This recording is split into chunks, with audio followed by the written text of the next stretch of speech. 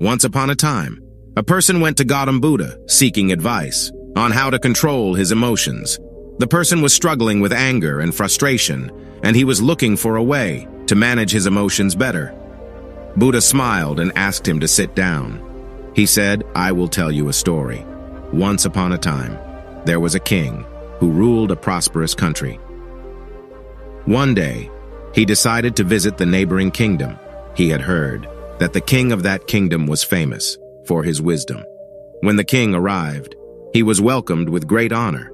The king of the neighboring kingdom had prepared a grand feast in his honor. During the feast, the king noticed a fly in his soup. He was disgusted and ordered his servant to bring him another bowl of soup. The king of the neighboring kingdom saw this and said, "Your Majesty, please do not be angry. It was just a small fly. It does not matter." The king replied, "I cannot tolerate such things. Even a small fly can ruin my mood." The king of the neighboring kingdom smiled and said, "Your Majesty, allow me to give you a piece of advice. It is not the fly that ruined our mood, but your reaction to it. You have the power to control your emotions. Do not let them control you." The king realized the wisdom in these words and returned to his kingdom. From that day onwards, he started practicing the art of not reacting to situations that would previously trigger his emotions.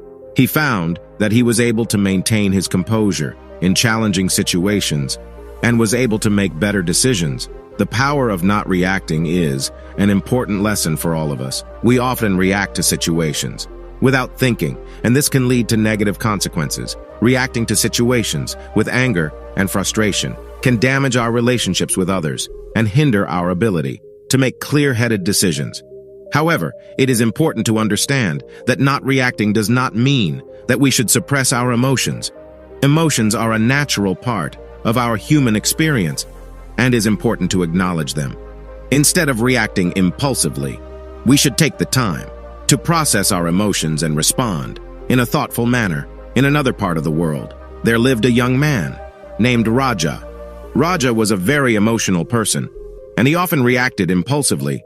Situations that upset him, he would get angry and say hurtful things, which would lead to arguments and hurt feelings.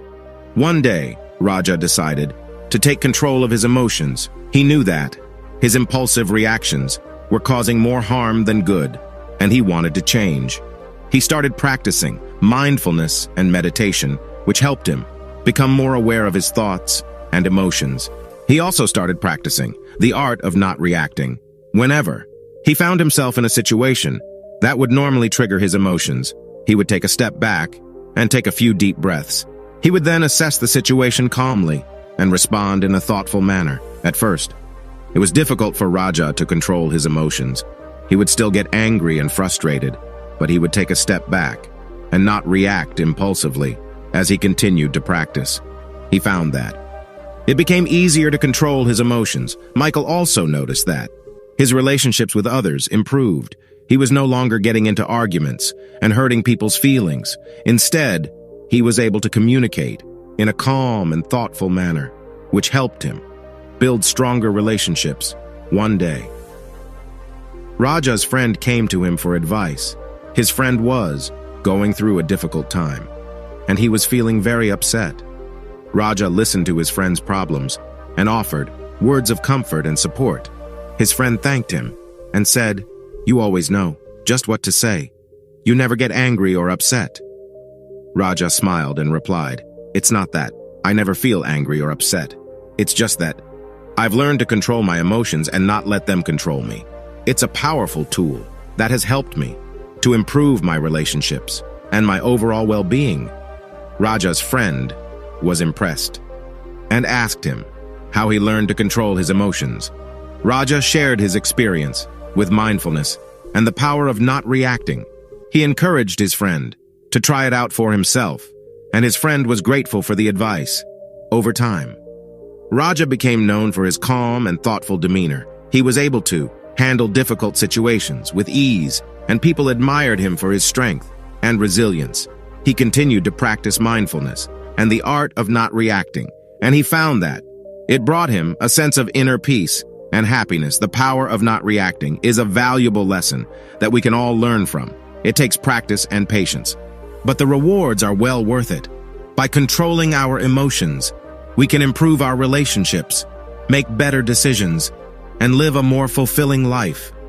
The moral of the story of the King and Raja teaches us that we have the power to control our emotions. We may not be able to control what happens to us, but we can control how we react to it. By practicing mindfulness and the art of not reacting, we can learn to control our emotions and respond in a thoughtful manner. It's a powerful tool that can help us to improve our relationships, our well-being, and our overall quality of life. So let us take the time to practice and cultivate this powerful skill and let it transform our lives for the better. Anger will never disappear so long as thoughts of resentment are cherished in the mind. Anger will disappear just as soon as thoughts of resentment are forgotten. Do not be led by your reactions, be led by your actions. Peace comes from within. Do not seek it without in a controversy. The instant we feel anger, we have already ceased striving for the truth and have begun striving for ourselves. The mind is everything. What you think, you become. You will not be punished for your anger. You will be punished by your anger. The root of suffering is attachment. If you want others to be happy, practice compassion. If you want to be happy, practice compassion. Letting go gives us freedom, and freedom is the only condition for happiness. If, in our heart, we still cling to anything anger, anxiety, or possessions, we cannot be free. Better than.